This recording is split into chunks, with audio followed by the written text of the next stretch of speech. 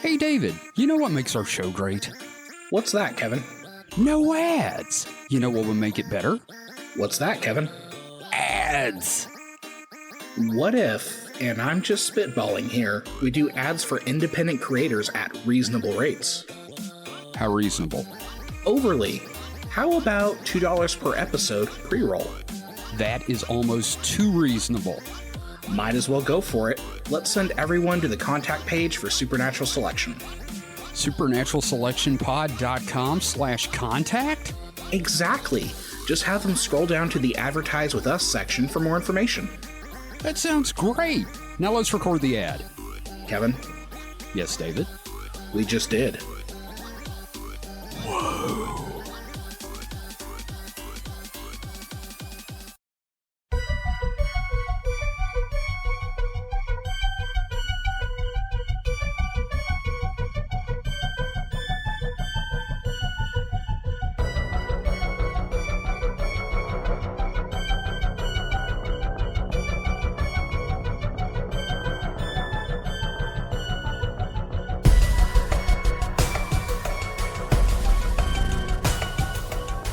Oh, wow.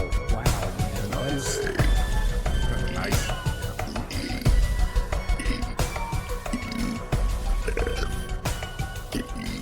Well, that's staying I'm gonna in. quit there. I just could never master that. Like the Enterprise, it stops with G. No, Pubescent skill. yeah, no, me and my friends used to do that. But that being said, hello and welcome to Supernatural Selection. I'm your host, Kevin the Bastard. With me this week are Mike the Skeptic. How are you, Mike? Well, instead of like fake burping, as right at that time, I discovered masturbation. So, you know how that goes. It's called dick burping. And we've got Mr. David Davis. David, how are you? I'm doing better. Both of my holes are intact. Thank God. You don't want to blow both your O-rings. It was a bad couple days, gentlemen. Yeah, yep. It sounded like it. That's never a fun time when you're running out of both ends. Tell me, did you have constipated diarrhea or... Nope. It flowed like water. Okay. It was like the muddy Mississippi. Like water for chocolate. So, Whereas me, on the other hand, I decided to make new holes in my body. yes, Mike, between the last episode we did and this week, had something fun happen. Yeah, I was decided. It was a beautiful day. I had just renewed so I have a motorcycle. I had just it's a 2007 Buell Firebolt. I just renewed the tag, so I was like, I'm gonna ride to work. Kevin's off today. I can, take the bike. It was a beautiful day, not even warm at all. Yeah, no, just gorgeous outside. So, 2 blocks from my house, I decided I wanted to like kneel and slide along the pavement, and that's what I did. And so I have a basically, nice... the bike slipped out from under you, right? Yeah. So I was in a turn. I think so. I hadn't ridden any this year, so my thoughts are either it was dirty tires or just I hit one of the paint markings on the lane because I was in a turn lane, obviously because I was turning left to get on the interstate, and I might have hit the either the painted stripe for where you're supposed to stop or the arrow or something, or my tires could have been dirty or all of the above. But I started to lean into the turn, and the bike just went whoop out from under me, and so I have a nice big scrape on one of my knees. On the other knee, How's the bike? Oh, the bike. So they broke the shifter and the left mirror. Oof. The left mirror, I think Yeah. I have all the parts to fix because it didn't shatter it. It just broke like Off. so it was like a mirror and a stalk and then like the base. It broke part of the base, but I'm pretty sure I have another base somewhere because mirrors are one of those things on motorcycles. They just break all the fucking time. Yeah. You're going to be putting new mirrors and blinkers. Mirrors and blinkers are like consumables on a motorcycle. So I think I have another one of those. Yeah. The shifter is going to be a little more of an issue because I found out the other day, so it's a linkage, and I think part of the linkage is bent, and then the bolt sheared off where the shifter bolts on. So I mean, but it's fixable. That's the thing. It's fixable. My leg, I I missed like half an hour of work, so I was late to work, but I still worked the full day. Yeah. So Now, it has not slowed me down. It could have been worse, and you know, I am gonna buy some armored pants after this before I ride again. emergency pants. Well, no, just yeah. I guess in an emergency, yes. Because if I had been wearing armored pants, I there would have been no problems. Right. Now, Mike, this scrape on your leg, how big is that? I'd say it's about 6 square inches. Yeah. The worst one. Yes. Like there was another one lower down that was more like, you know, like if you had just fallen and skinched your knee on the concrete or something. Right. And then on the right knee, there's like about a quarter size one. Yeah, I'd say when it first happened, it was like palm sized, maybe. Yeah. And I'm going to say this. Yeah, it's pretty gnarly, but also every time I looked at it, it made me kind of want steak. It kind of looks like steakums. It does look a bit like steakums, and goddamn do I want some steakums now. Yeah, in fact, since it's healing now, I just looked down at it. It's more pinkish, so it's Yeah. even more appetizing. I know, dude. It's like good pork before you cook it. Oh yeah, I had my because I also had that finger thing going on as well. Yeah, where I had to go to the ER and I heard about well, you that, can either get the shot, which is going to hurt more, or I can just take the scalpel and cut open the finger. I'm like, just cut it open. It was pretty raw. Like it's healing up well, Yeah. but like it was pretty bad. This is Where does that come from? Like your finger just decides one day to get infected or some shit? No, it's because I have a terrible habit. I am a nail biter. oh. I got it from my mother, and I had an infected hangnail. Okay. Yeah. Oh wow. Okay. Okay, that makes sense. Yeah. Like I was wondering for a while. Kevin's a Finger picker. finger picker. Like he's got no fingerprints on some of his fingers. Yeah. He'd be a perfect thief. I am a perfect man in black right now. You know, I just realized that we are very bodily oriented in this introduction. Yes. We are, but I mean, like, this has been a hell of a year for us bodily, so. Like a couple of weeks for us, at Yeah. least. Yeah. No, I mean, I was in the hospital for, like, God, 3 months out of last year, so shit. But you know what? You know, we may be having some issues with our bodies, but we need to turn our attention to our souls. Very nice segue. Pivot and- master there. damn, son. Almost like we pay you or something. Yeah, I know. So this week we're starting a new series, like yours. This is going to take place, you know, spaced out, but we're going to be talking about the subject of what could be considered fake religions.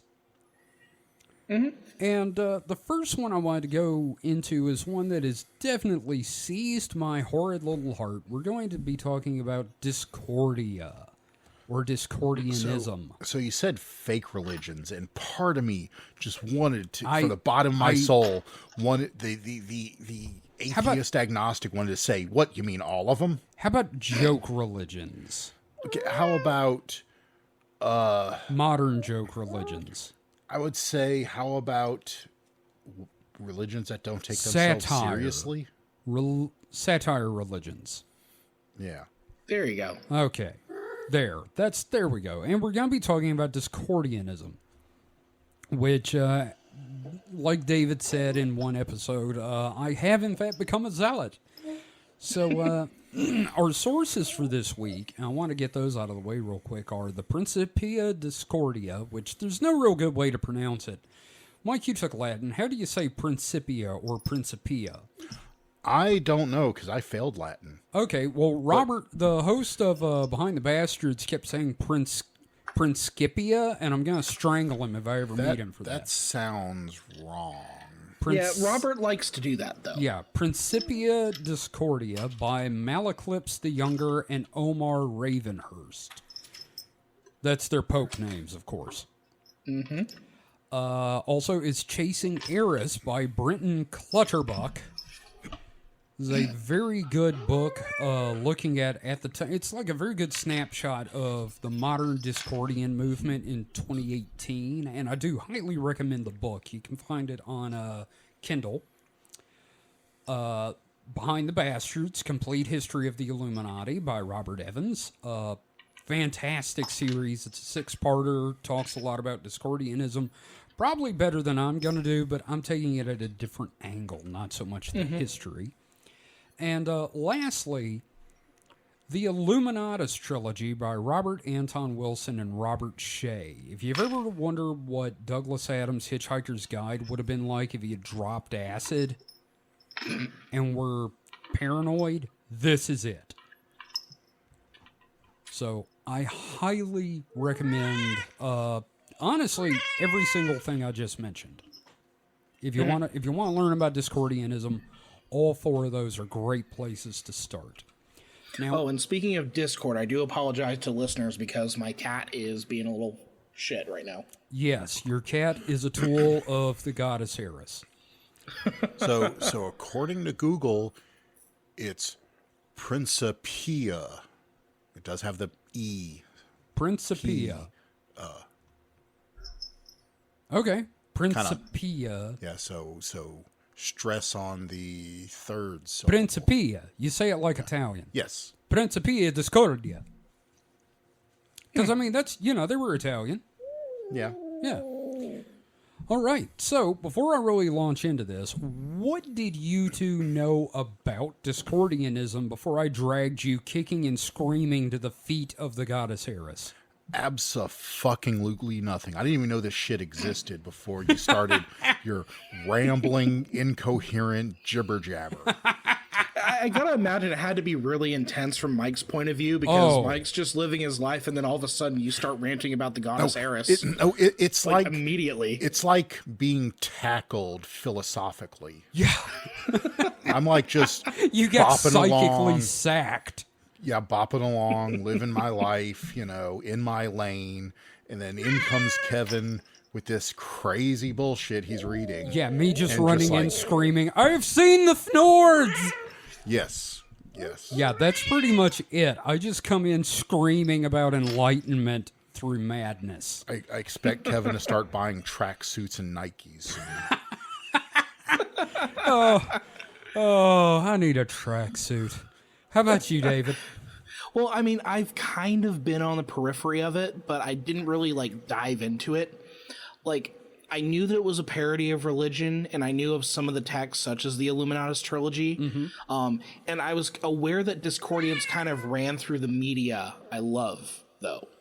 Right. They're kind of everywhere. Which, after doing research into this, I am shocked how much this has influenced every fucking thing in my life in some way.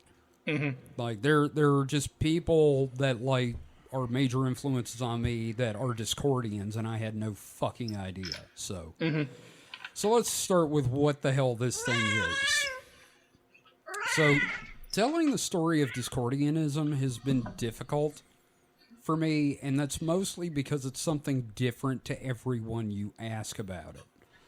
I mean, to some, it's a tool for political activism via Operation Mindfuck with its roots firmly in 60s counterculture.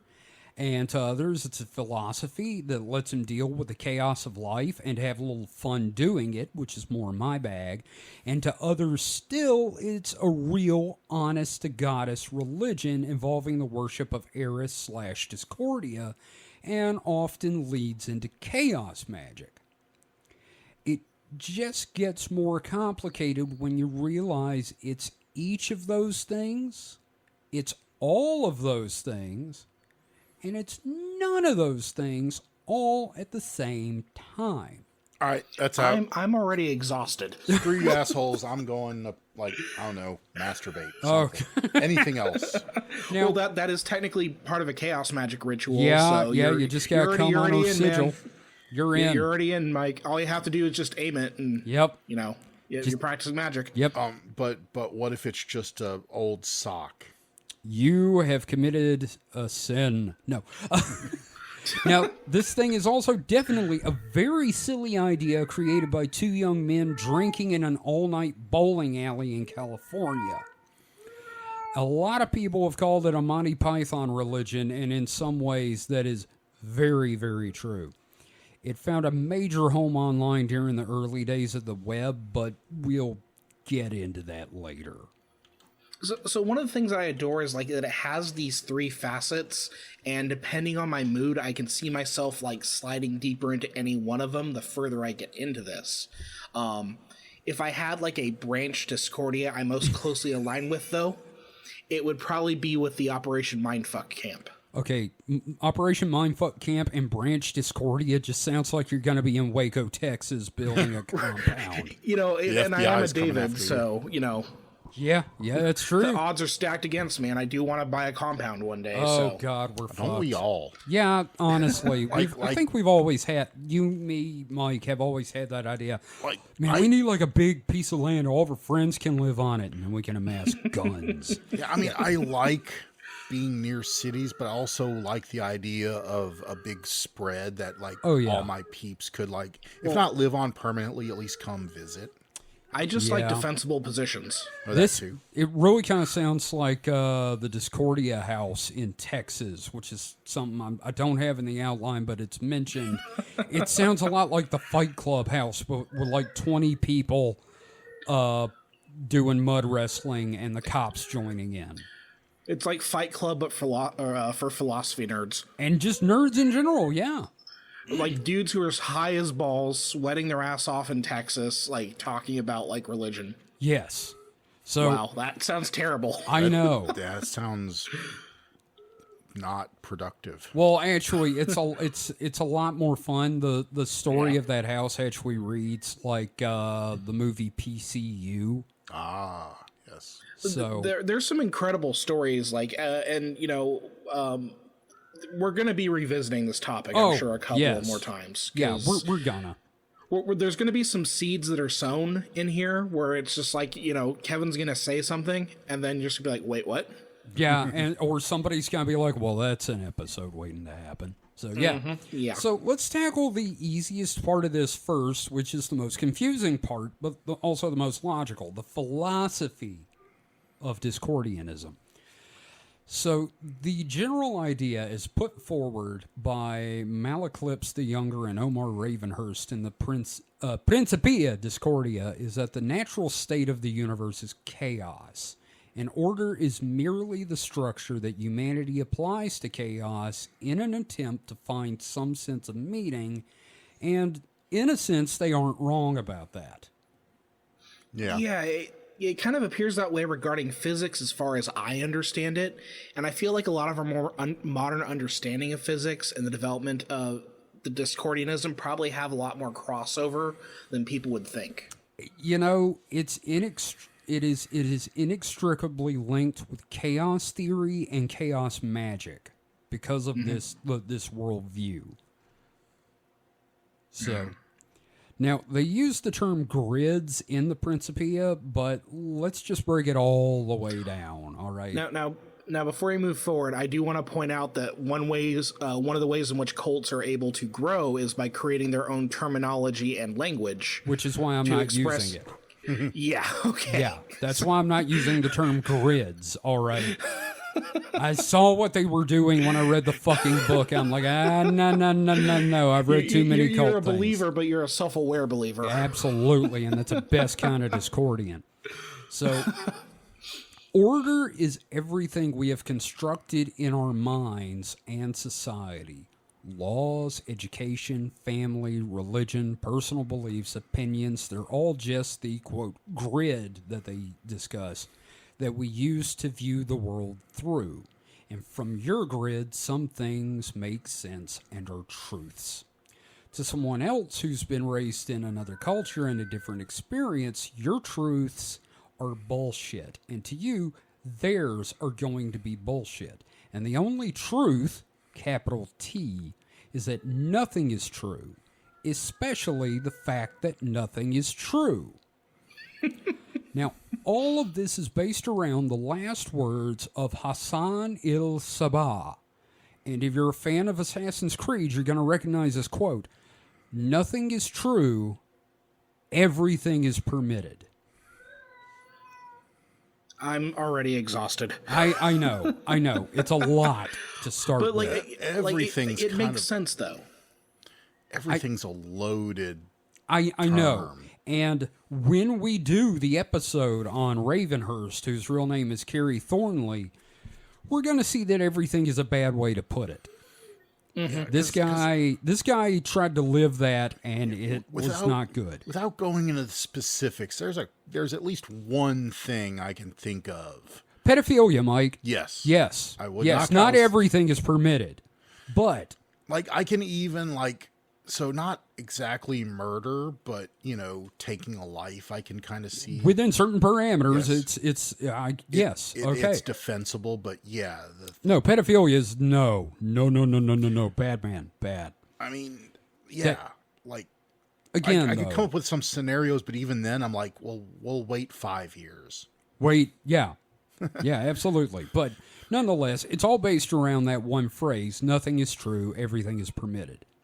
Yeah. Now, all that being said, the Discordians believe that if the truth of the world is chaos and there's truly no meaning, then why not have as much fun with it as possible?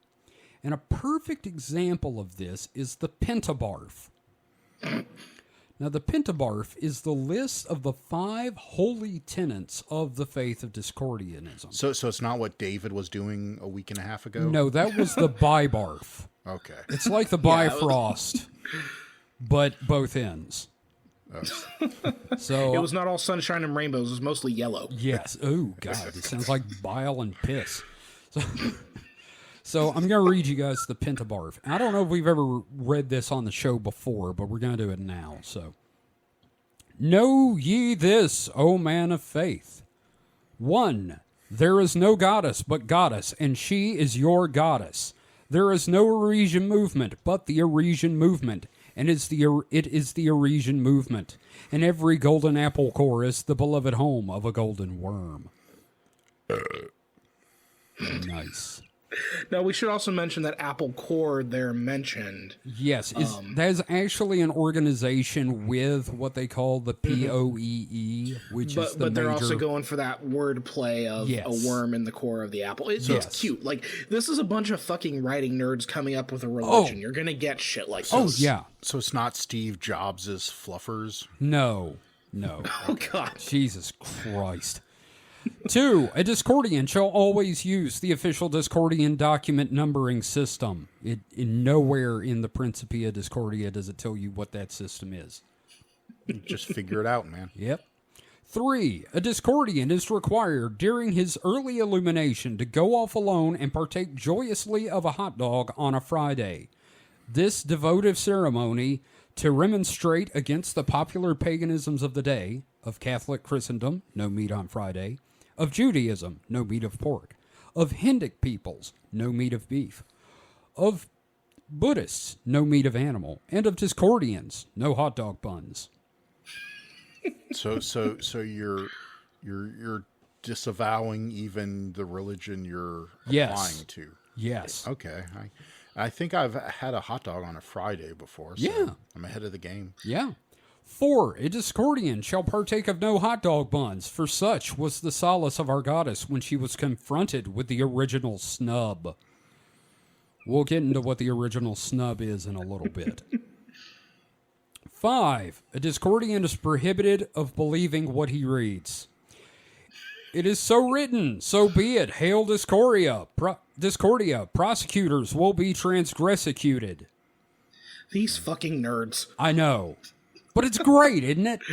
It is a lot of fun. It's just, again, it's very, very bored, smart people. The early vestiges, the early parts of the counterculture, and just...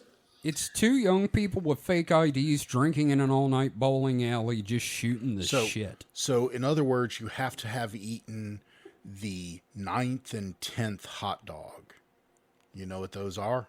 The ones that aren't in the pack. No. So you buy the pack of hot dogs and you buy a pack of buns. Right. You eat hot dogs 1 through 8, which are hot dogs on buns, because the hot dogs come in 10 and the buns come in 8. So you have 2 hot dogs left over. You cut those in half and put them on regular bread. So it's not a bun anymore. Yeah. Therefore, you have eaten a hot dog, but not the bun. Okay. Well, the other thing is the Discordians have managed to work their way into the meatpacking industry. That's why there's those 2 extra hot dogs. yes, that's for your true believers. And does corn dogs count? No, because that's not a bun. Or a hot dog? It's a dog, but it's hot, but it's not a hot dog. Yeah, exactly. Now, But is it a sandwich? we are not having this argument fucking again. That is a religious argument for another time. That is this friendship is over argument in a lot of ways. Now, Is ketchup a smoothie? oh God, as silly as this entire thing can be, there's some very interesting ideas in the Principia, and they are surprisingly liberating. If everything is chaos, then the only meaning comes from what you choose to give meaning. Basically, choose the fucks you give. Reminds me of a certain path. Okay, what path? The left-hand path. Oh, yes, exactly. Yes, there's Yeah. so much magical thinking in this. It just reminds me of that I'm all out of fucks to give song. I have no more fucks to give. Yes. Yeah. Now, before we move on, I am extremely curious what you two think so far. Do you have something, Mike, or should I go? Go ahead. So I think they should have called it Funcraftian. Because, in all honesty, it feels a lot to me like cosmicism and something it'd probably take like a whole script for me to explain how this correlates. Or I could just wait for Wisecrack to do some video about this idea at some point. It's just, again, it's like you look at the void, and instead of like shutting down looking at the void, you're just like, fuck it. Yeah, And no, you throw a it's, hot dog into the void. it's liberating as hell, man. It's actually helped Yeah. my mental health a lot the past few weeks. But it's also been called Zen for round eyes was the term they used.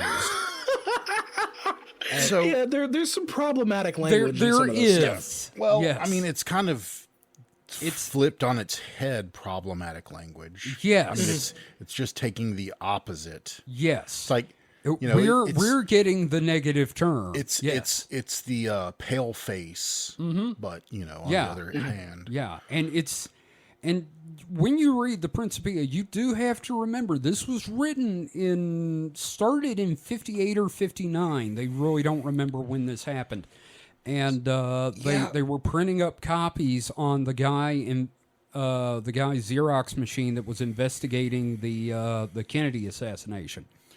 So And then there's also like a huge punk element to this as well, which could be an this is- entire episode this- on its own. This is the beginning of zine culture. yeah, Like I would say it's the beginning of the punk movement in general. So yeah, it's- now that I'm really thinking about it. it sounds a lot like it's an intellectual counterculture. It is. Whereas the traditional, I'm using air quotes here, Uh-huh. counterculture of like hippies and stuff was more of the Far out, man. bro dude counterculture.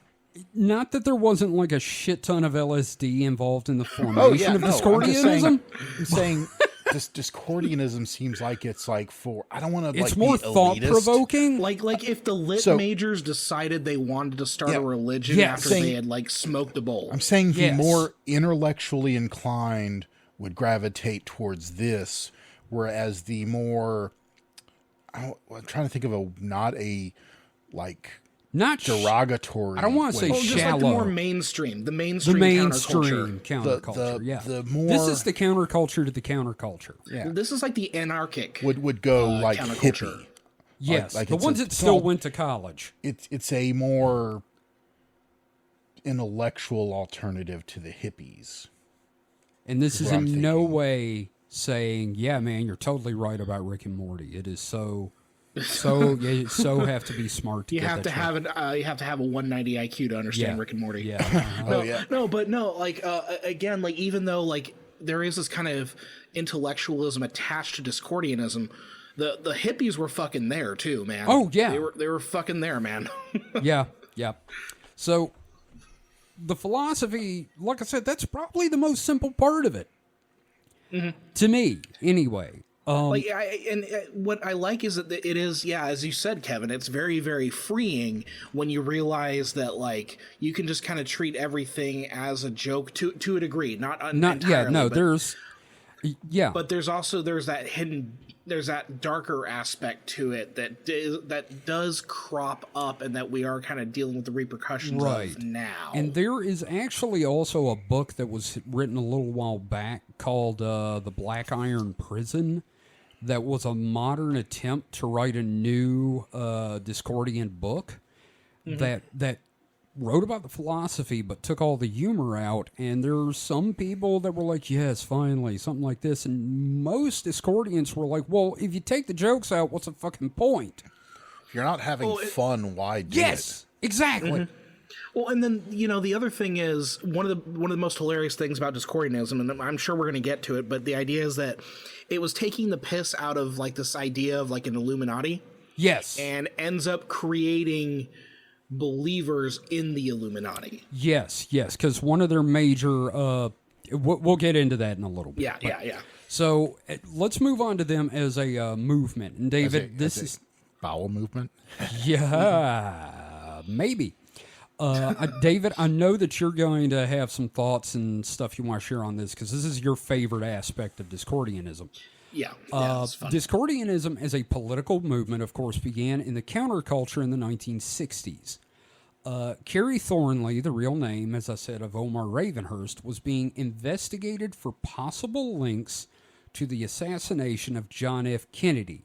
And that's going to be a whole episode in and of itself, because it is an absolutely amazing story. It's insane. It is amazing. I mean, like, what the fuck? It's like a counterculture Forrest Gump.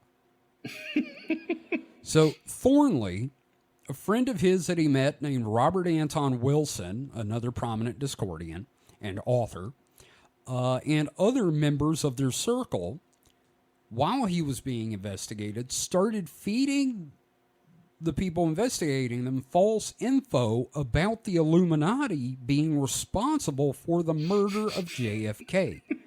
Which is fucking great, because the lead investigator was paranoid and convinced that it was an Illuminati plot. So they just fucking doubled down on it. And that was the beginning of Operation Mindfuck.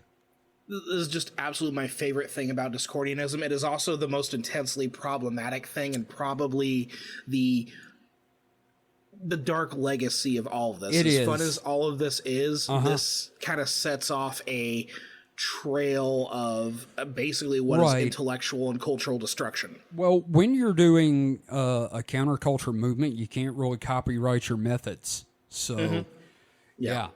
And we're going to do an entire episode about Operation Mindfuck, because holy shit. So Operation Mindfuck is essentially culture jamming. Are you guys familiar with the term culture jamming? It wasn't that the D&D space setting? No, it was space. That was Spelljammers. Oh, damn it. Man, I almost fucked that one up. I thought it was like a skill in Netrunner. No, but I'm sure it's somewhere in Cyberpunk 2077, which, man, yeah. I've never seen so many T-poses in a game before. But the basic idea is disruption of normal operations in society by gumming up the works with nonsense and things that break people out of their normal routines. Oh, so like, the Men in Black and UFOs and... Sort of. What about flash mobs? Would we count Flash them? mobs are definitely Discordian in nature. Okay. A great example, and here's a great example that's not in the outline that I wanted to bring up, is the turkey curse. Thanksgiving? Okay. The turkey curse. All right, so if there is a gray face, which is a term for somebody giving out Anaresian vibes, which is basically taking the world seriously, it's really harshing your vibes. You do the turkey curse, where you stand like you're gonna box, like Queensberry Rules and all that, and then you start moving your arms around like a wizard, and you like move your hands like you're fondling a giantess, and you start going at the person. And Jesus Christ. the results should be instantaneous. Yeah, the results are you're getting fired because you're doing that to your boss. Yeah, pretty much. But that is an example of Operation Mindfuck. Is the turkey curse. Okay. So another great example though is Jake Day. I fell in love with the idea of Jake Day. Jake Day is when a particularly inept civil servant or bureaucrat is targeted, and every Discordian cabal that is in contact with each other sends this person a message. Every member is requested to write to this guy. You send messages, requests, and awards on that day. And it bogs them down in the system and basically takes them out for a little while. Another good example is defacing advertisements and billboards, basically taking corporate messages and turning them into revolutionary ideas. It's just this side of anarchy. So the Chick-fil-A cows are practicing Discordians then. Shit. You're right. Goddamn. Well, again, like the tools can be co-opted by the corporations. Oh, yeah, no, totally. Like we're getting into Netrunner shit here. Yeah. So Now, this is just fighting the aliens and they live. that I am so glad you brought that up because that falls straight into the Fenords thing, which we'll get into in a little bit. I feel like They Live is probably a Discordian film. Like if you're to put together a short list of like 5 movies that are Discordian movies that help you understand the movement, They Live is one of them. Yeah, They Live, steal this film, steal this book, which the film was based on. Anyway, yeah. Yeah. So, from my readings, Discordians have been having a great time over in Germany and Poland in modern times. Oh, I'm glad that they made up. Things got pretty rough for them in the 1930s. I have no idea what you're talking about. And they don't either. So are they like the Germans I hear about that are like just, going out in fields naked? They're the fun Germans. That's the Chaos Magicians, actually. So, yes, technically. The folks... I just hear a lot of Germans will like just go... There's a word for it. I can't remember. Well, But they'll just go out in nature naked. And it's like, that sounds, interesting. yeah. Germans have like 2 vibes. They're either incredibly serious Or not. or they're Or naked. crazy as fuck. Yeah. I mean, like, how did Adams come up with the Hitchhiker's Guide to the Galaxy, lying drunk in a field in Innsbruck, Germany? So, there you go. Now, the folks interviewed in Chasing Eris, which, again, fantastic book, highly recommend it. Because the dude interviews, like, the living founders of Discordianism and travels the world talking to groups of Discordians. So, definitely a fascinating read. He says that they still live in the shadow of countries formerly dominated by communism. And Discordianism offers a true freedom from the past, away from what their parents grew up in. And you'll find that seems to be a common theme in countries where revolution is the topic of the day. It's all South America as well. And the other day I just watched the movie Necromantic, which was a punk rock, because Germany, this is back when the Berlin Wall was still up in Berlin. Right. And, horror was banned. Yes. So in order to get around that, these punk bands would like cut reels and make their own movies to play in the back of their concerts. Right. And I was just thinking about that. As you're talking about this, I'm realizing like, oh shit, Necromantic is like a Discordian, because that's a fucked up movie if you've never seen it. I haven't. I need to check it out. Maybe you shouldn't. Maybe I shouldn't. Yeah, no, it's kind of like, oh, maybe I should watch Cannibal Holocaust. Or a Serbian has a beautiful film. opening theme, Yeah. by the way. So another interesting thing to come out of Discordianism, and this blew my mind, is the concept of the copy left movement. Have you guys ever heard of this? Yeah. Yeah. Okay, good. I had not heard of it. It's essentially evolved into the Creative Commons license. I was going to say, Yeah. It's the idea of work being open to copy or alter with the understanding that anything made with it is also copy left instead of copyright. The Principia Discordia is one of the very first examples of a copy left doc. It includes the phrase, copy left, all rights reversed. And, it strikes me that a lot of the fundamental culture of the old internet has some heavy linkage to Discordianism. Oh, yeah, and we're going to talk a bit about that. I'm 'cause- assuming they probably found early refuge and connection. Oh, on yes. the BBSs of Oh. the early internet. Yeah, the BBSs, Usenet, and we'll talk a little bit about that later. But and we, of course, like I said, we're going to go deeper into all this when we do our Operation Mindfuck episode because there is so much to cover with that. So let's talk to get to the meat of Discordianism, like the truly funny stuff and what have you. We're going to talk about Discordianism as a religion. Now, it found its home in the pagan and Wiccan groups of the world of the modern day due to its dedication to the goddess Eris. So, at a lot of get-togethers, you can find your Discordians there. Now, those familiar with Greek mythology will know the story of Eris, but for those who don't, a quick rundown from the Principia Discordia itself. And I quote, "It seems that Zeus was preparing a wedding banquet for Peleus and Thetis and did not want to invite Eris because of her reputation as a troublemaker." This coming from Zeus is pretty bold. Yes. Now this made Eris angry, and so she fashioned an apple of pure gold and inscribed upon it Callisti, to the prettiest one. And on the day of the fete, she rolled it into the banquet hall and then left to be alone and joyously partake of a hot dog. Now, 3 of the invited goddesses, Athena, Hera, and Aphrodite, each immediately claimed it to belong to herself because of the inscription. And they started fighting, and they started throwing punch all over the place and everything. Hot. Yeah, kind of. Now, finally, Zeus calmed things down and declared that an arbiter must be selected, which was a reasonable suggestion, and all agreed.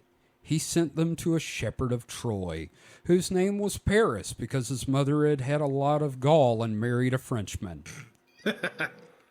But each of the sneaky goddesses tried to outwit the others by going early and offering a bribe to Paris. Athena offered him heroic war victories. Hera offered him great wealth, and Aphrodite offered him the most beautiful woman on earth. Being a healthy young Trojan lad, Paris promptly accepted Aphrodite's bribe, and she got the apple and he got screwed. As she had promised, she maneuvered earthly happenings so that Paris could have Helen, the Helen, then living with her husband Menelaus, king of Sparta. Anyway, everyone knows that the Trojan War followed when Sparta demanded their queen back, and that the Trojan War is said to be the first war among men. And so we suffer because of the original snub. And so a Discordian is to partake of no hot dog buns. Do you believe that? Now, would a tortilla count as a hot dog bun here? No. Again, back to the semantics of the hot dog bun. I think it is strictly hot dog buns. Like you could use bread or a hamburger bun. So 2 pieces of bread is not a hot dog bun. But what No. about 1 piece of bread wrapped around the Nope. hot dog? Not specifically designed to hold a hot dog. I do want to mention that this story is fantastic. I love the little jokes in there. The gall of marrying the a gall one, Frenchman. yeah, that one's like that's funny. Oh, that I really tickled like me that. when I read that. It is a very punny story. It is. There's a lot of puns in the Principia. So, again, while silly at its core, Discordianism is a fascinating enough idea that it has serious practitioners around the globe. Its basic structure is made up of cabals founded by various episcopos who received their call to Eris from their pineal gland. Now, Discordians are encouraged to form cabals, argue about what Eris told them, form schisms, and start new cabals. Just like any religion. Yep, pretty much. Now, below the episcopos are popes. Every man, woman, child, and anything else is a pope of Discord, and you can get a card stating as such. You're a pope whether you have a card or not. The card just lets everyone else know.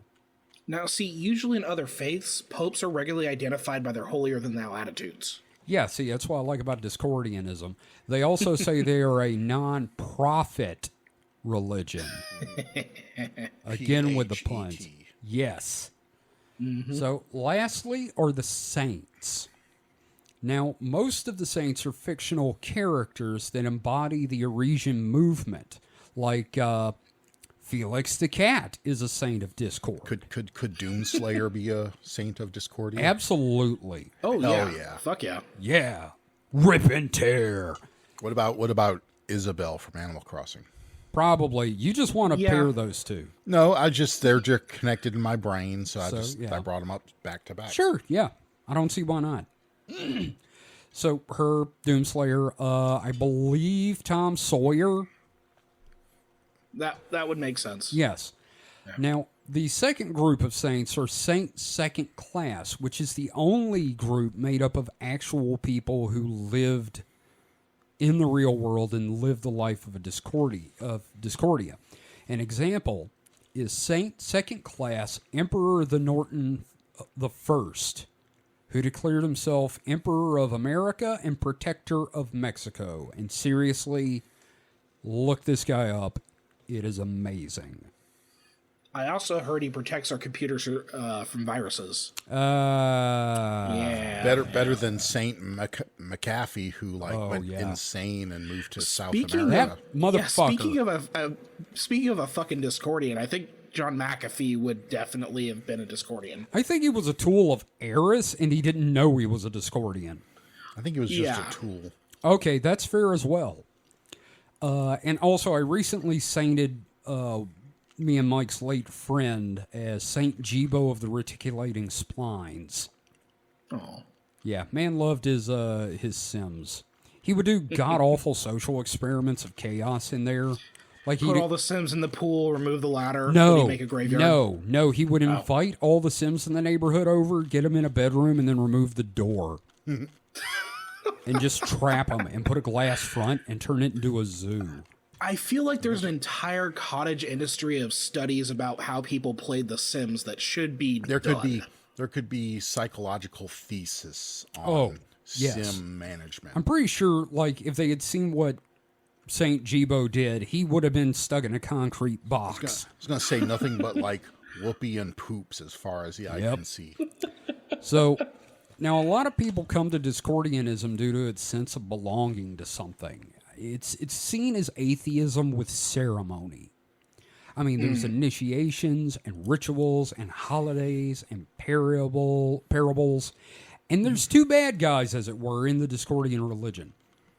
The first I mentioned before, Greyface. Greyface is described as a hunch-brained jerk who thought we all needed to take the world seriously and started the idea of not having fun in everyday life, and he is the major source of order and misery. And he's everyone's dad. I hate you, Dad. Yeah, Just he's- take your dad Yeah. stuff and go back to Dadville. You're dead, and I'm Doug, and I'm out of here. That sounds like everyone's buzzkill dad. Well, It He does. sounds like the dean in any frat house college movie. Robot House. had to get the obligatory Futurama joke in there. So, but no, we actually have a dude that comes in the store that I am his arch nemesis somehow. And when I read Greyface, his face popped in my head. oh yeah, Jack Rudy. Jack Rudy guy.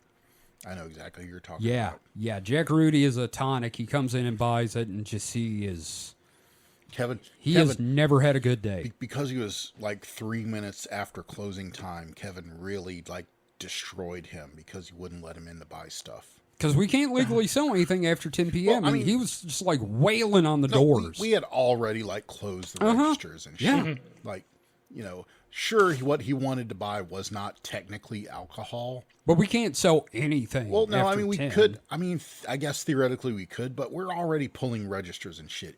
You show up after closing time, you have no right to bitch. Yeah, no, he's wailing on the doors, just going in this dead monotone, I need to buy something. It's like, we're closed. It's not alcohol. Don't care, we're closed. So, anyway. Kevin made a Nemesis. Yeah, no, he will walk past me to someone else's register that no one is at until someone else walks up to check him out. It's fucking hilarious. I am his arch nemesis, and I don't give a shit. So, the second enemy is the Bavarian Illuminati. Now, these guys are mentioned in the Principia Discordia, but more as like allies and fellow secret societies.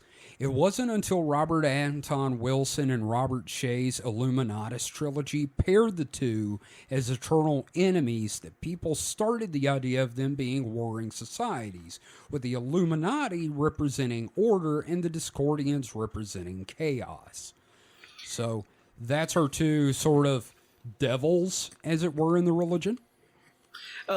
Who was it? It was August Derleth who kind of like added like the cosmology to Lovecraft's writings, right? Well, he also added Jesus, so you know, I kind of take feels Wilson's, very much like a. I take August Derleth stuff and throw it out the window. Yeah, it feels very much kind of like an Arkham House, like Derleth, like grand cosmology, good and evil thing. Except that in this case, Robert Anton Wilson was the better writer. Yeah, no. In this case, it's good, but yes. In principle, right? It's kind of like that. Mm-hmm. All right, so Discordians hold the number 5 to be holy. Now, this is because of what they call the law of 5, saying that everything happens in 5s or multiples of 5s, and if it doesn't, you're just not looking hard enough. They also venerate the number 23, because 2 plus 3 equals 5, but actually, there is a huge conspiracy revolving around the number 23, and we may need to do an episode on numerology in the future that links back to Discordianism and the number 23. Now, I'm just going to tell you a numerology episode would be my suicide note. I agree. Okay. Because, I mean, 5 seems very arbitrary. Like, it is. It's completely 3. arbitrary. Like, it's funny in the way...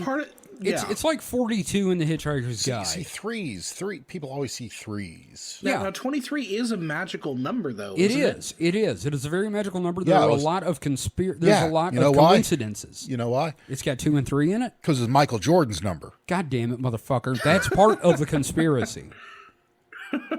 That he's part of the Illuminati. But we're not going to get into that. That's for the numerology episode. Now, another major part... What? I mean, I'm pleased as punch that I actually remembered that was his number. Very good. And how much have you had to drink so far? Oh, look, aside from what I spilled, I'm like, so that's like a drink and 3/4 in? If you've got your bingo cards, we just heard Mike's ice clink, so...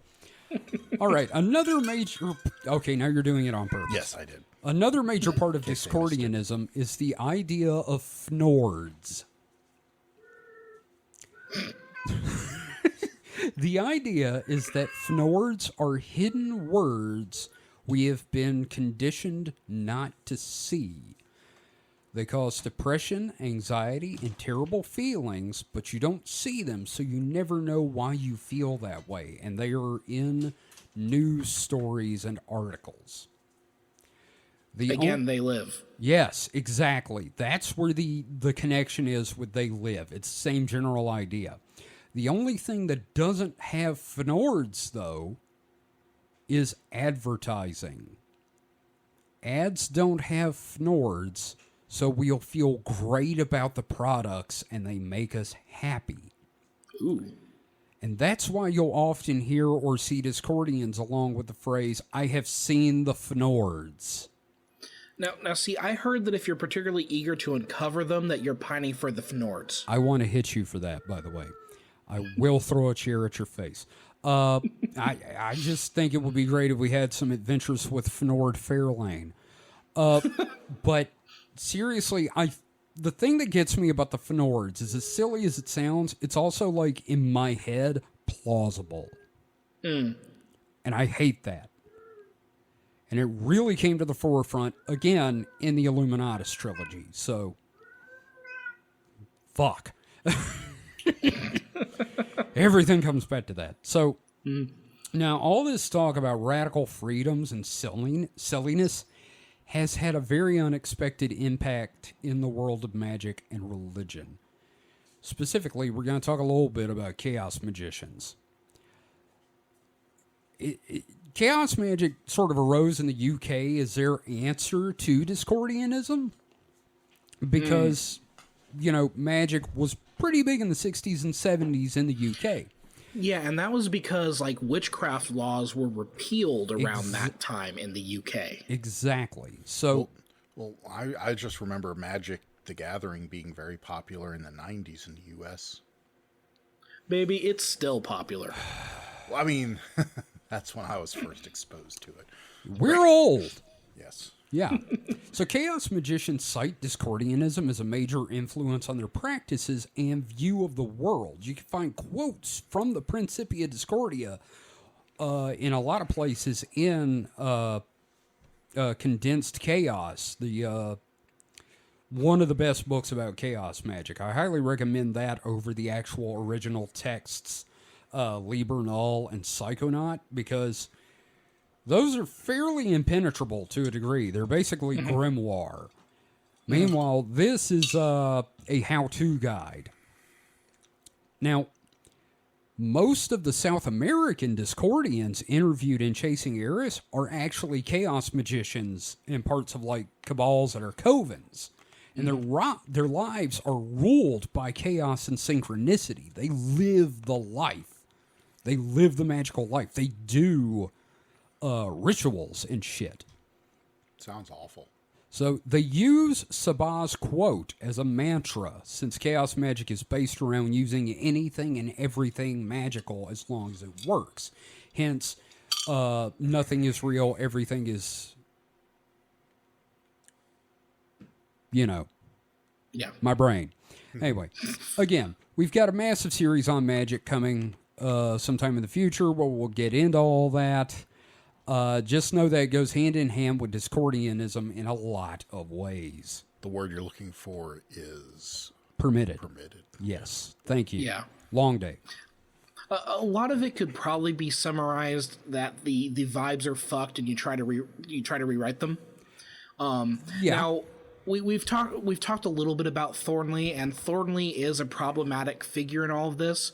But I do like his quote from the introduction of the 5th edition of the Principia Discordia. Yeah. Quote, "If organized religion is the opium of the masses, then disorganized religion is the marijuana of the lunatic fringe." Yeah, Kevin. And coming from him, that is really true. Kevin told me that earlier, and I would say not marijuana, more like LSD. Yeah, nobody that really gets into chaos magic with Discordianism is laid back. Yeah, what I've marijuana's too noticed. mellowing. Yeah. Maybe yeah. PCP of the lunatic fringe. I feel like if you're me and you're into the philosophical idea of it, it's more of a marijuana because you're just basically watching Scooby-Doo all day. I would do it, but my throat is so dry from talking right now, I can't do Shaggy. So, another religious outcome of Discordianism was the Church of the Subgenius. Many of its ideas were adopted by the subgeniuses and combined with the 50s aesthetic and the Lovecraft mythos. So, hello to anyone out there who might be a follower of the almighty J.R. Bob Dobbs. Now, isn't this your specific brand of Discordianism? No, because the subgenius is also way pro-capitalism, and to join the religion you actually have to pay $50. Oh, ew. Yeah. And in fact, That's like paying $10 to get access to a forum. Oh, Who the fuck fuck off. would do that? fuck you.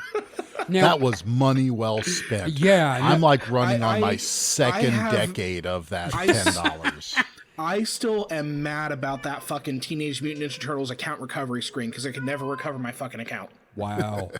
So, here's the thing. Reverend Stang, the founder of the Church of the Subgenius, has said the only reason he allowed the church to exist is because he knew if it got out of hand, the Discordians would destroy it. And yes, I have an idea for an episode coming up on the Church of the Subgenius as well.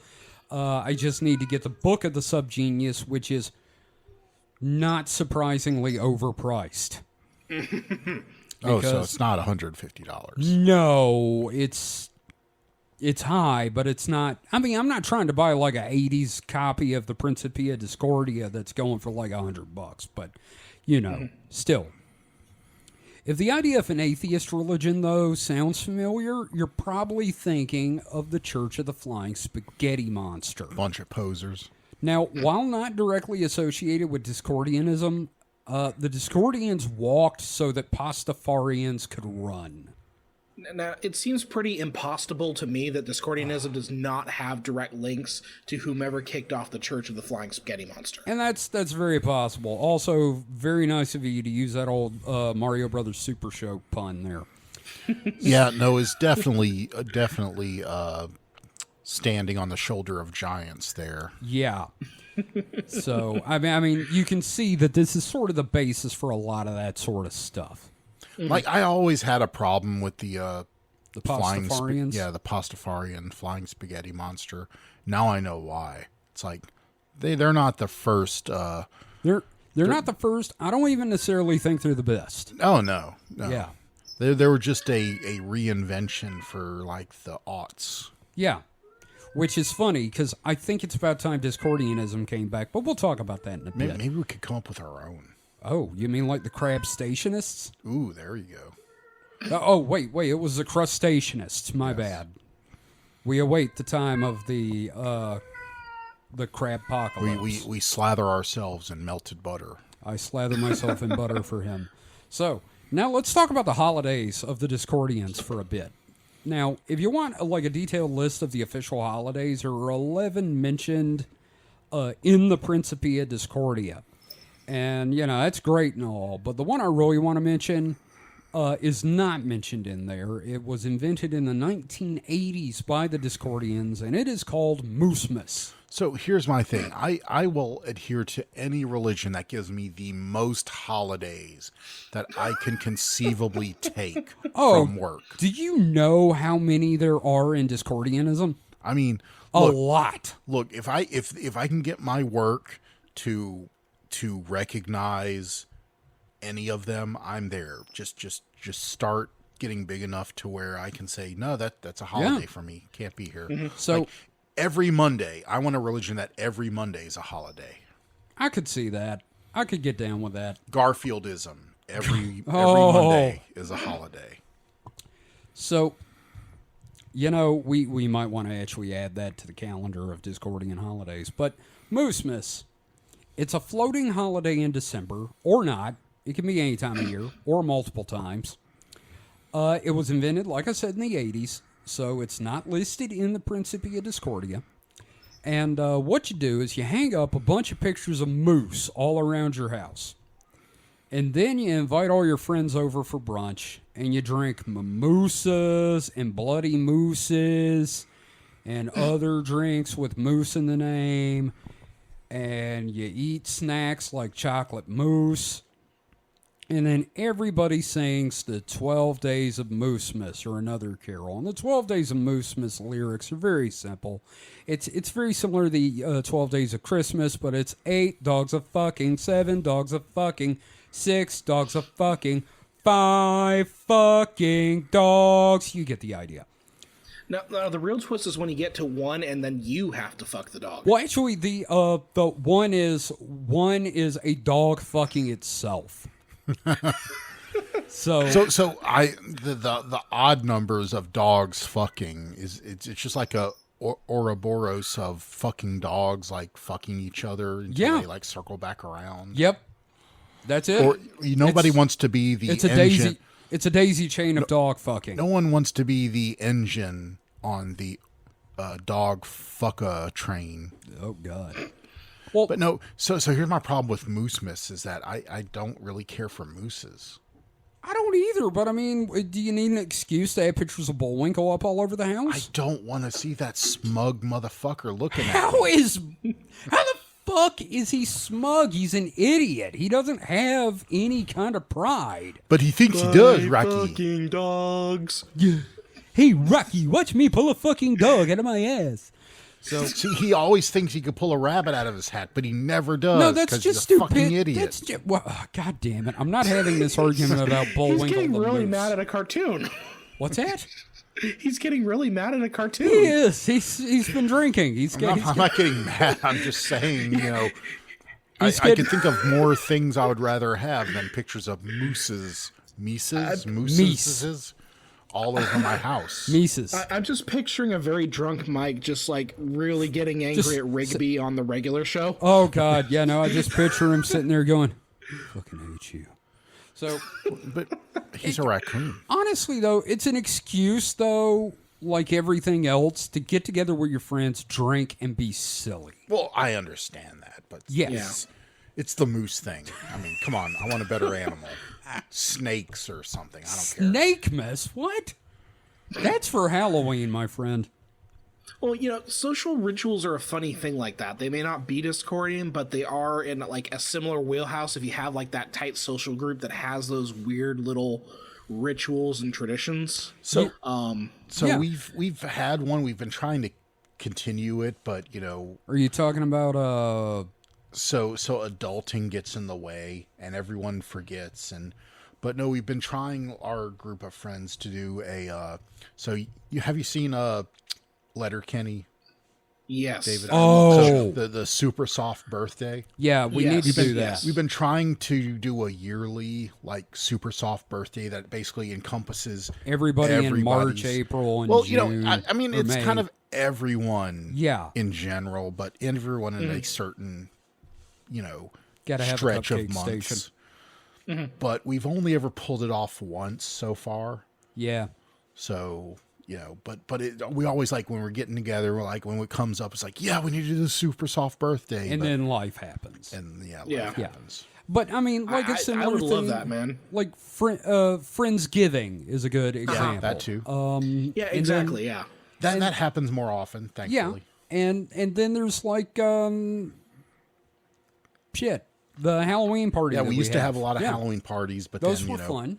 The hosts' kids got old enough that they had to Tone it down. well, no, not and just be with them. Like, Yeah.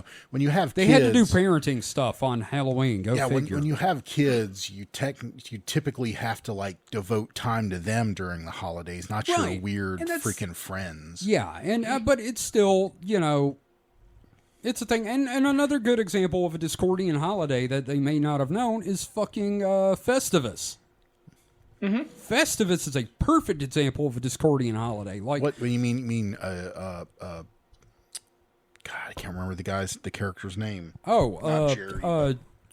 George's dad. George's dad. Yeah, Yeah. He didn't invent that. No, that actually came from one of the writers' dads did that because he hated Christmas so much. They did Festivus. And there's rituals in Festivus that didn't make it into the show. Like his father would put a clock into a sock and nail it to the wall. And when someone asked, "Why did you just do that?" he would say, "It is not for you to know."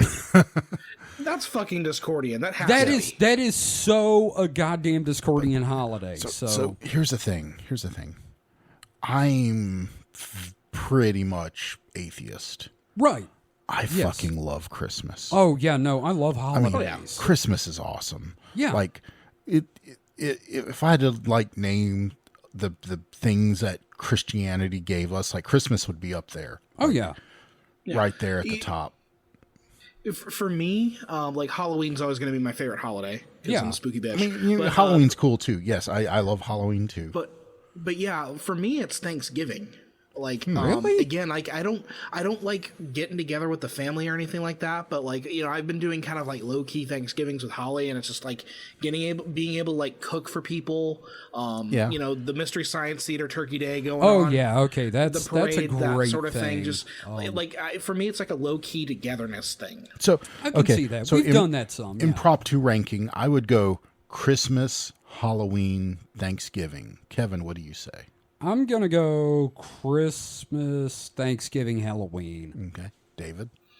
Yeah, so it'd be Halloween, Thanksgiving, and then I guess I'd throw Christmas in there, mostly because I like the candy at Oh, yeah. Christmas. That's my thing. Like I'm a commercial whore when it comes to Christmas. Oh, Just, sure. like, buying like the Christmas treats and everything. Oh no, like that. my favorite thing is the trappings. Like there's Mary Beta Maximus I will tune into sometimes online where it's a old TV on a website and it Christmas just pulls lights. it pulls old Christmas specials and old Christmas commercials off of YouTube and plays them like a channel. Yeah, I'll put it to you this way, listeners. We currently, year-round, we have a very long string of Christmas lights wrapped around the room we're sitting in right now. In the studio, yes, because I told Mike never take these down. Well, no, I mean, I put them up, and I liked them, and they're on a timer, so they come on and off Right, automatically. And they're just year-round from, like, sundown till about 2 in the morning. We have Christmas lights. Yep. Christmas is also when I get the best sleep because they have like the Yule logs going on, and I just put those on at night, and I just fall asleep, man. Well, guys, we're going to take a quick break, and we will be right back after this quick break.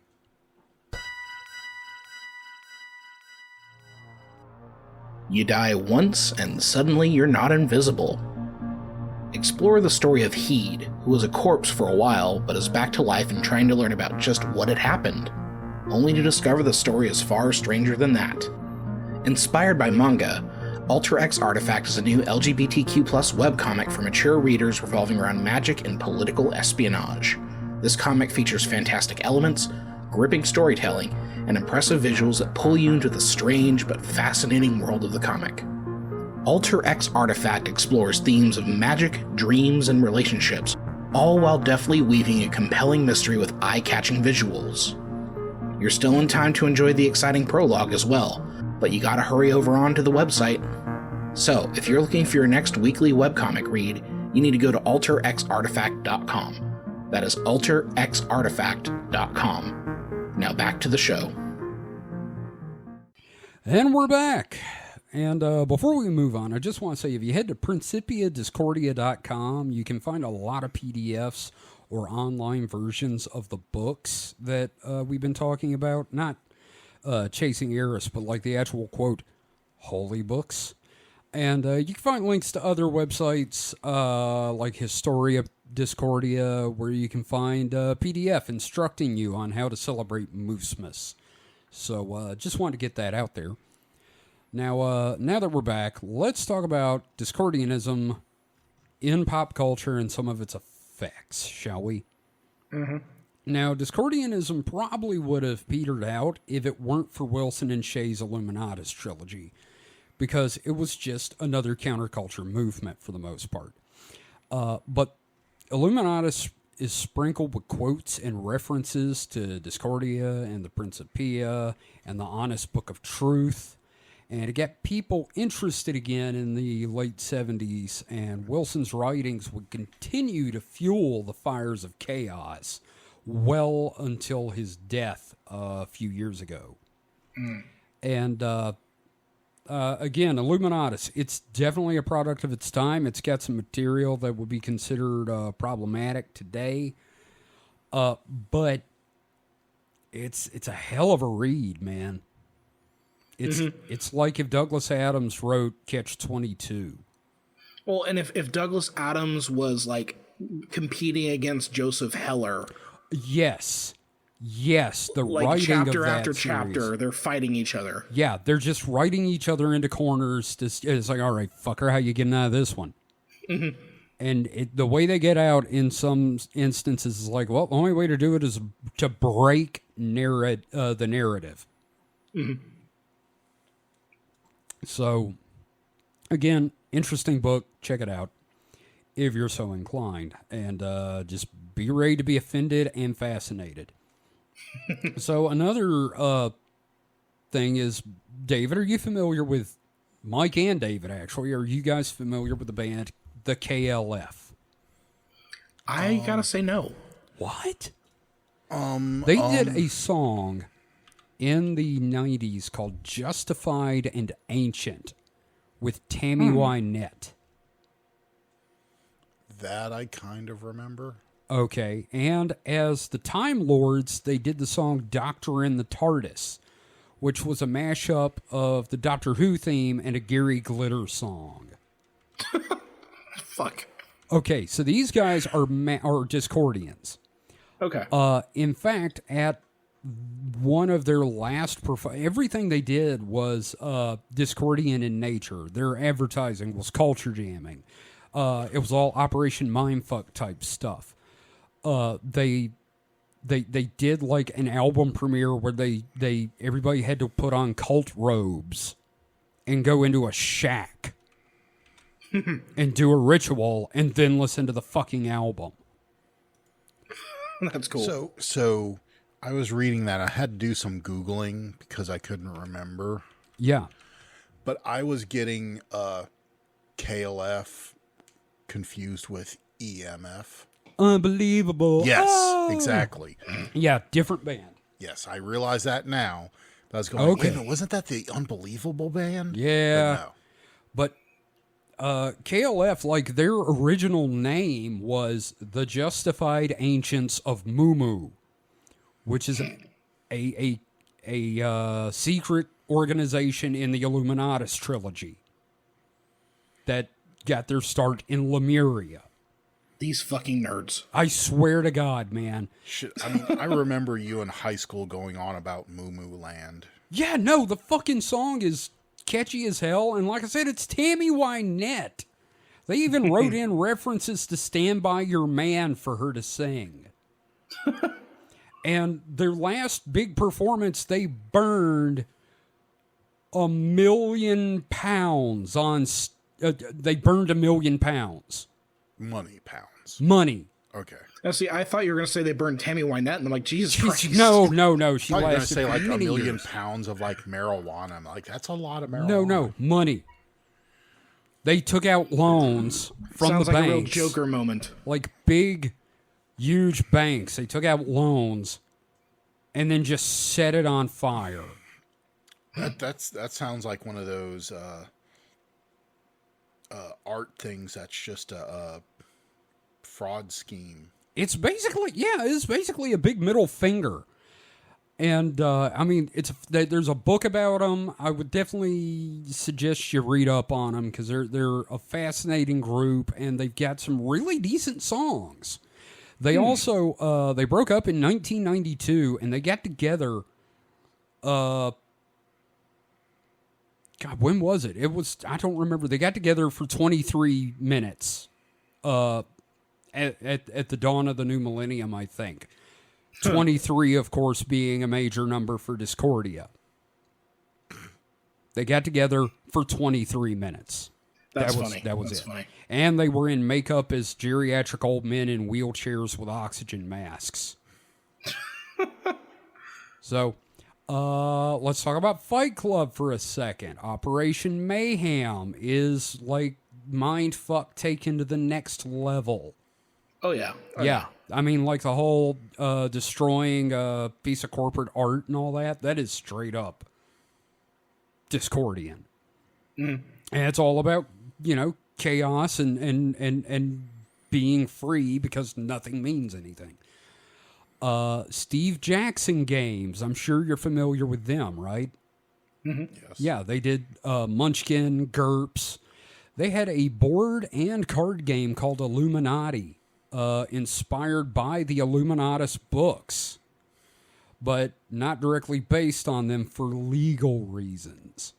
Yeah, because they're like selling it, and Yes. you can't copyleft it and sell it. For Yeah, profit. well, Illuminatus is copyrighted, Oh, okay. so Which is so fucked when you think about it. yeah, I know, but that's all with the publishers. Now, they even published a copy of the Principia Discordia known as the black cover copy. Because it's copyleft. Anybody can publish a copy of the Principia Discordia. Also, Steve Jackson, one of their members was doing Operation Mindfuck stuff on BBSs and would do it at work, and their offices were raided by the fucking FBI. And they sued them and won. Hell yeah. For raiding and stealing their computers and not giving them back. So that's really fascinating. This is one that I thought was hilarious once I read the book. Everybody knows Adam Savage's famous quote from the beginning of Mythbusters, "I reject your reality and substitute my own." That is a line from Illuminatus. Mm-hmm. And there's a lot of references in pop culture to 23 that go back to Discordianism. So, we'll do an episode about that eventually. But everything after 90, obviously, just referencing Michael Jordan. Sure, why not? Mm-hmm. And you can trace the X-Files back to Illuminatus and Discordianism. And that's the thing. As much as there is that idea that, like, the Illuminati controls the media, which is ridiculous, pop culture is littered with Discordians planting ideas and themes as satire, which is kind of fulfilling that paranoia of the Illuminati that the Illuminatus trilogy was lampshading to begin with. Yeah, and that's one of the things they do is they're like, oh, if we spread more of it, it'll make it seem stupider. No, that's not how that works, unfortunately. Mm-hmm. That in fact that is what was it Robert said in the Illuminati series on Behind the Bastards? It's like leaving a loaded gun on a table in a room full of 4-year-olds. Yes. Yeah, yes. It's the philosophical equivalent of that. That is the most evocative statement I have ever heard, by the way. It really is. And I was like, wow, man, you got to be careful with some of this shit. Which does bring us to the bad things. Because we're not allowed to have pure fun all the time. No, there is no pure fun anymore. And while all this does sound pretty fun, there is a danger lying at the heart of all this. The ideas behind Operation Mindfuck can be used and have been used by anyone to make people question reality. All we have to do is look at the far right's rejection of any truth that doesn't follow their narrative to see that there are some dangerous ways this can be used, because the left started this with Operation Mindfuck. The right just adopted it. I mean, also, spreading conspiracies for fun and profit has led to some awful things in our lives. I mean, we elected a criminal TV host and slumlord to the office of president. The Flat Earth Society has made a comeback in the modern era. Mike, what's it saying about satire not being seen as satire? Yeah, there's one of those internet laws. I can't remember which number it is. But yeah, it's... Well, I don't know. Yeah. We reach a point where satire is unrecognizable as satire. Well, yes, there is that. Yes, that satire is so out there, loops back around to being plausible. Right. Can't remember. I think that's Poe's law, isn't it? Yes. Because Godwin's law is Nazis. Yeah. Poe's law. Poe's law is the satire one. Yes. Right. And all of this is really fucking hilarious to me, since one of the original major targets of the Discordians in the 60s was the fucking John Birch Society, which is redneck Nazis. Redneck Nazis that are anti-fascist and anti-communist. Yeah, a lot of modern day troll aesthetics and techniques owe a lot to Discordianism. Oh, again, yeah. It's the toolkit that was created, and then unfortunately, that tool is out there and anyone can use it. Yep. It's funnier when it's not. Yeah. Yep. So saying that John Birch Society is anti-fascist, it's like being anti-fascist by being differently fascist. Well, they're not self-aware. Yeah, I know. They think they're anti-fascist, but they're really fascist. Yes, I'm glad that they're not as big as they were. Of course. Well, yeah. Yeah. So. And then that loops back around to people claiming that Antifa is itself fascist. It's like, it's in the name, motherfucker. Yeah, exactly. Fascism is in the name, so there you go. Oh, say fuck. that they're fascist for, being Antifa. I don't understand that, but excuse me. As I said before, the Discordians, really early adopters of the internet, Of course. in the mid to late 90s with a huge influence on internet culture and humor. I would say that like a lot of Something Awful's humor was kind of Discordian in a way. Probably, yeah. Not to give Lotax any real credit here, but like the community he collected I would say, yeah, is modern Discordianism. I'd say if not Discordian in actual name, at least Discordian in Spirit. philosophy gravitated towards. Because, I mean, the Something Awful's slogan was the internet makes you stupid.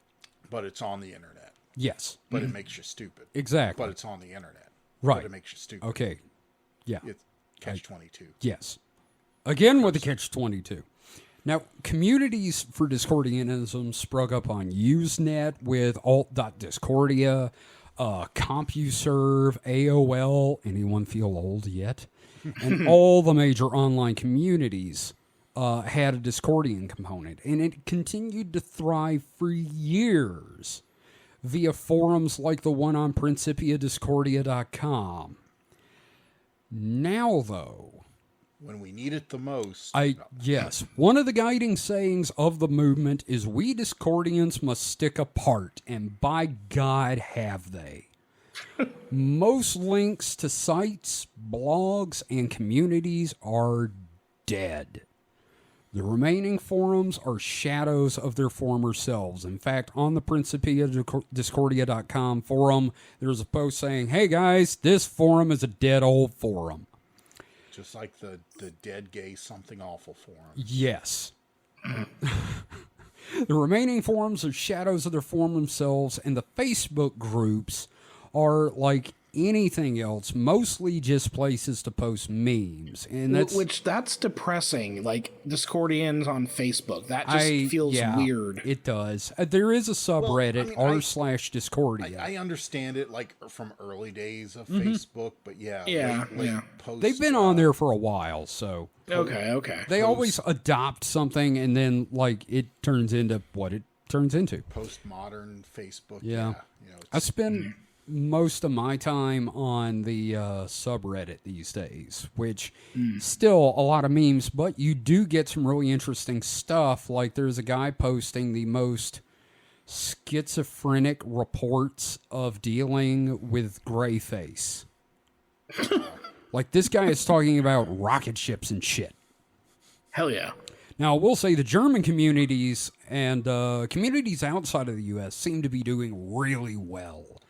So Kevin, there's all this faltering and flailing, flagging, and other F words, and internet presence, right? But surely Discord, the one true social media conglomerate, has a strong Discordian presence. Not a goddamn server. Fuck! What a wasted opportunity. There was one. It lasted for a month. Wow. I have thought about starting one. And I'm still thinking about it. We would lose you to it. Yes, but I'm going to go ahead and put my foot down and tell you not to do it. Damn it, David. Daddy! No, Kevin, sorry. No. Maybe one day, if you get your grades up, son. So, in conclusion, where does this leave Discordianism today? I can't tell you. There may be armies of one-person cabals out there just waiting for the time to launch a new Operation Mindfuck against the world to try to pull us back from the brink of sanity. Or there could be in other countries. They could be in other countries making real and amazing social changes. Or, and this may be the saddest part, everyone may have just moved on. Maybe it's time for a new generation, though, to find Discordianism. And they can decide what it's going to be in the future. And that just leaves one question, guys. Have you seen the Fnords? Ooh. You know, going back to what you said about the German communities a couple minutes ago, the other thing is that because Discordianism isn't an inherently anti-organization, down to parroting the apparatus of religious and governmental organizations, that is what I think is going to allow Discordianism to persist. Right. You know, as long as there are random assholes out there operating and being weird within the tenets, Discordianism is still thriving. All it takes is another, like, Illuminatus trilogy or pop cultural resurgence to recharge the idea en masse, and we know that history can be cyclical in that regard. And that's very true. Did I mention I'm writing a book? So I would say it just sounds kind of like Discordianism kind of ran its course. It did what it set out to do. Like look did change at society. Look at society today. We are a lot more pro-individual and pro-individualistic thinking than we were in the 60s. Very true. I think they kind of, it's fallen by the wayside because it achieved its goals. There's that, but it's also a huge part of it is the individuality of it is you know, they don't get together. Yeah, that's what I'm saying, is that they, like, you know, it was kind of to drive a pry bar between humanity and, like, the standardized religions. Yes. Right. Not necessarily an atheist mindset, but a anti-establishment mindset. Absolutely. They weren't, like, pro, you know, all in, you know, don't believe in anything. They're more of a believe in whatever the fuck you want to believe, whatever that feels right. Yeah. Like, Kevin, you can attest to this. I don't know, David probably a little less so, being he's from hippy dippy land.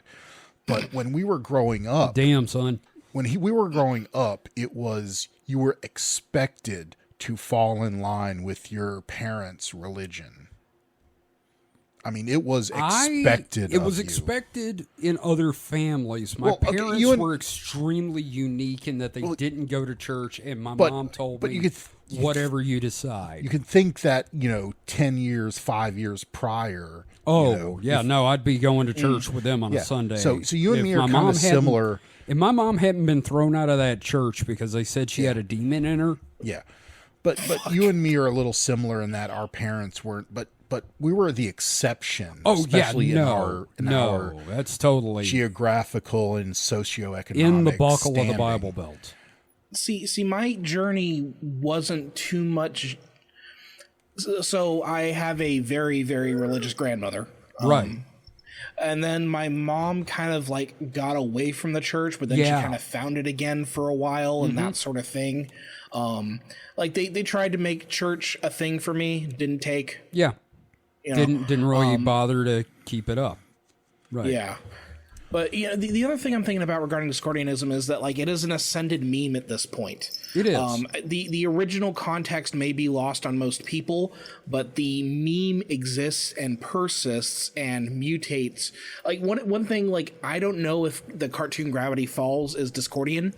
I could see that in spirit.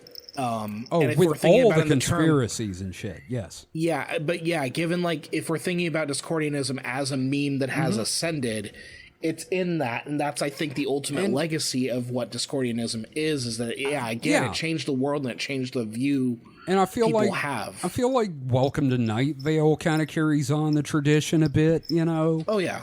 Yeah. All that kind of stuff. So we've touched upon that, you know, the media presence of Discordian ideas. And I think those have really been what's permeated, if not necessarily Discordianism itself, but some of the tenets and spirits that kind of diffused itself through media and kind of stuck into, you know, it got stuck in the world's craw. Yeah, it's got stuck into young people's brains that, you know, hey. We were indoctrinated without ever actually joining. I wouldn't say indoctrinated, but more of, you know, prompted to question everything. Yes. And that is one of the big things Robert Anton Wilson said, is question.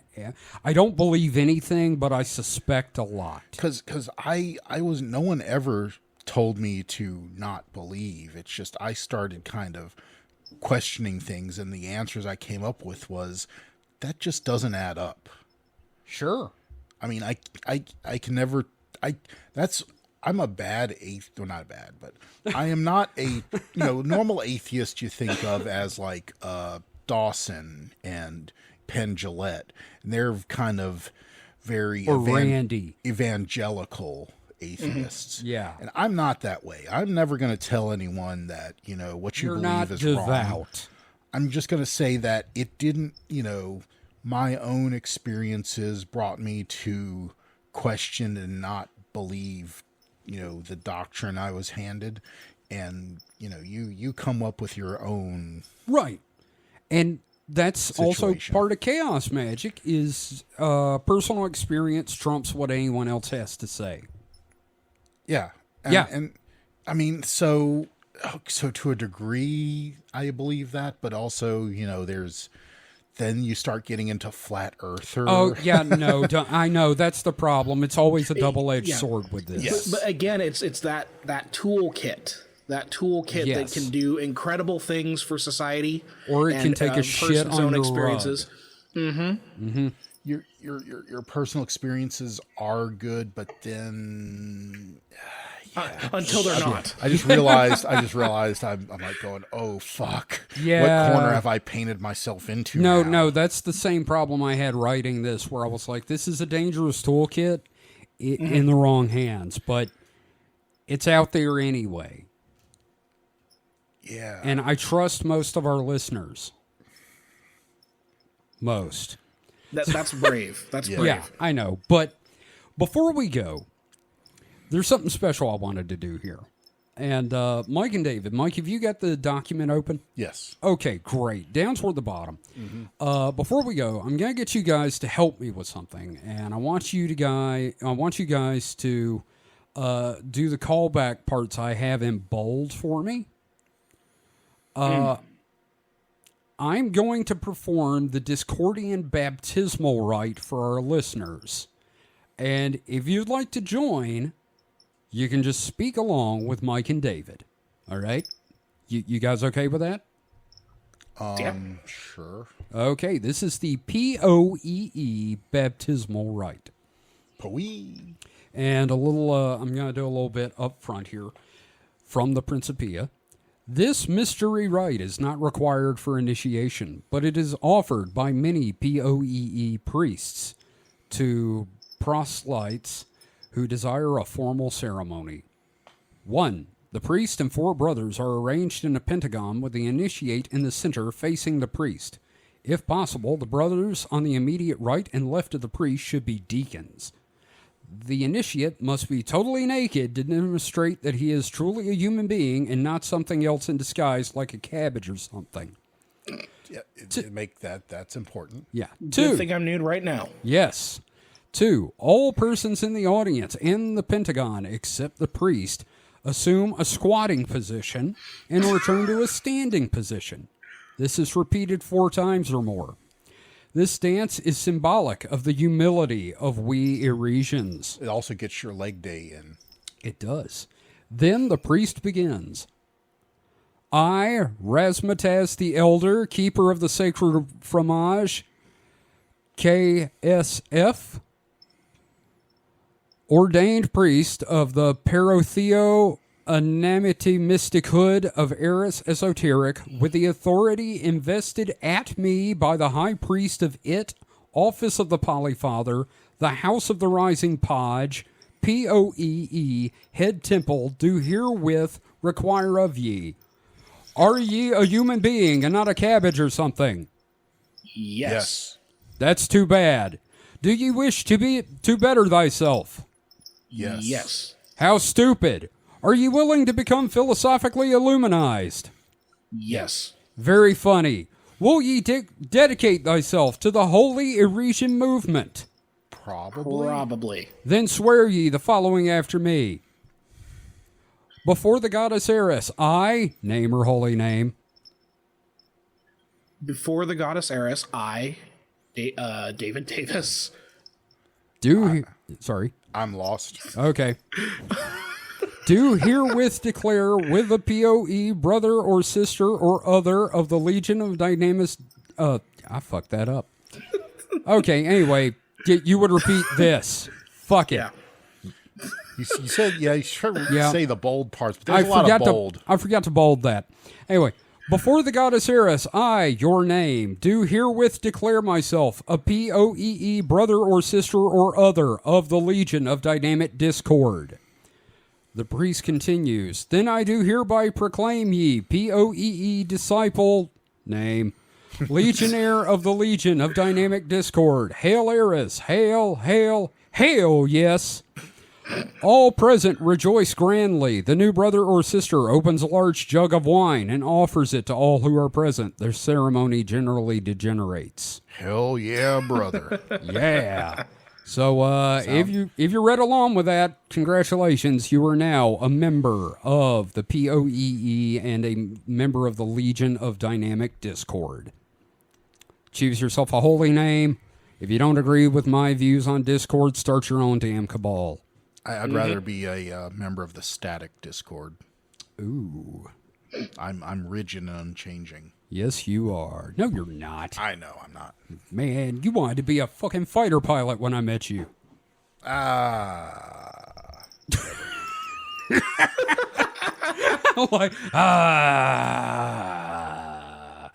You have a woman's legs. No, well, this has been fun.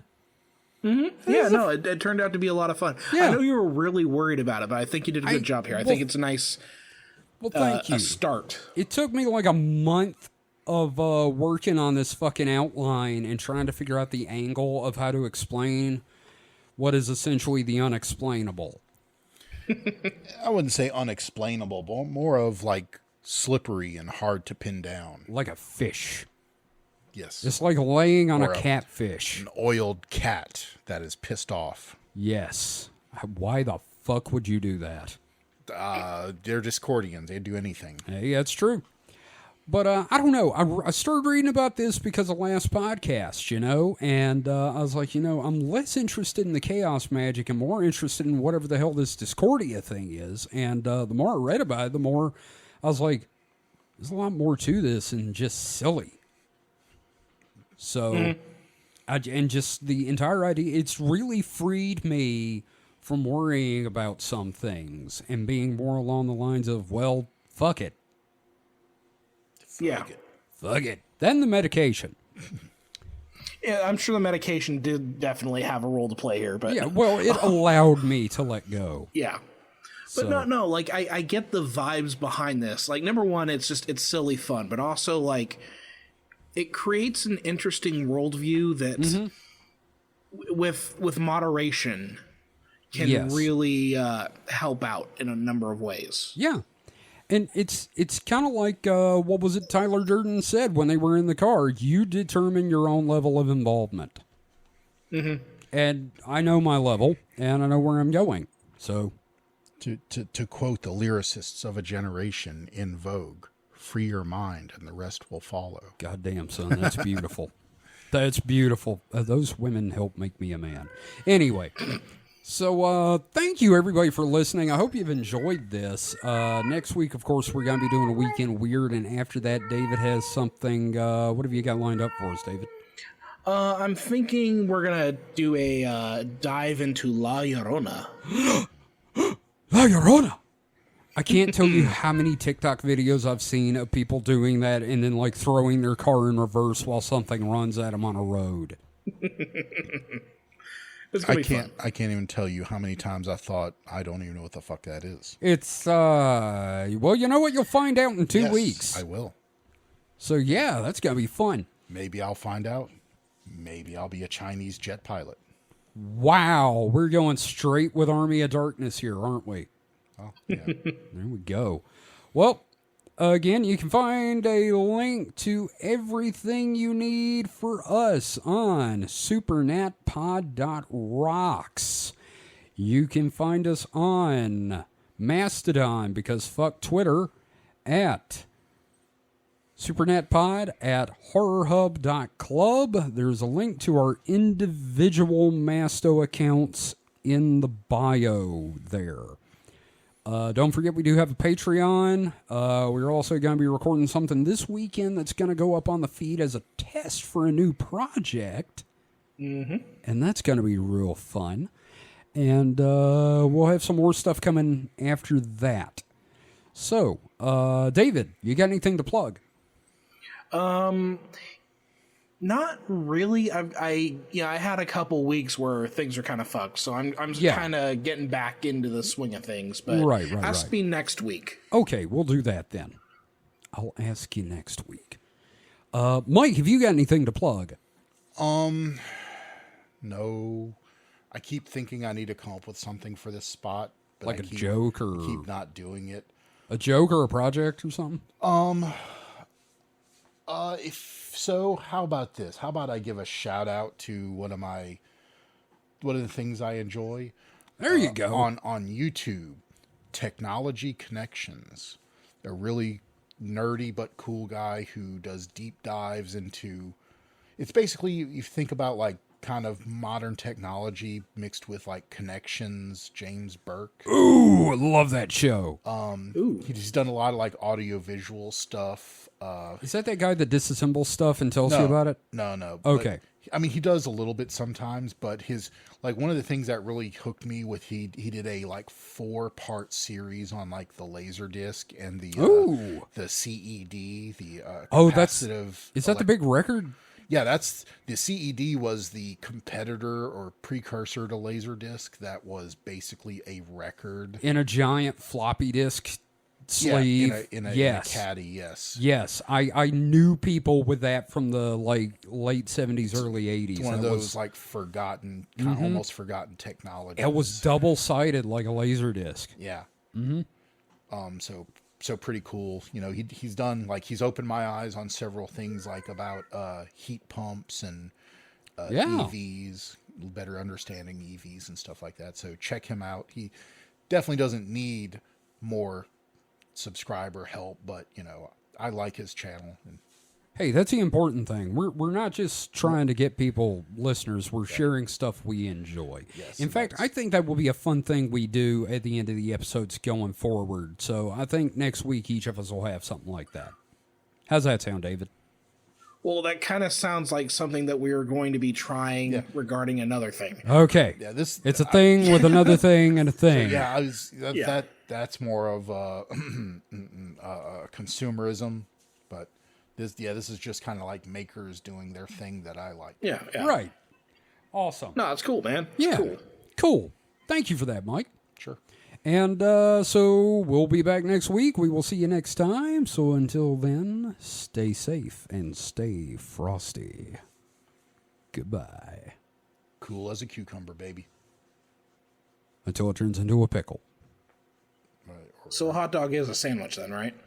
I mean, technically, it's meat in bread. So, I mean, yes. It's a fucking taco. A hot It is dog's a a taco. goddamn sandwich. Taco. It's a fucking sandwich. A taco is technically a Mexican sandwich. A Mexican sandwich is a torta, dude. God damn it, man. A taco is one, too. It's just like the bread's super toasted.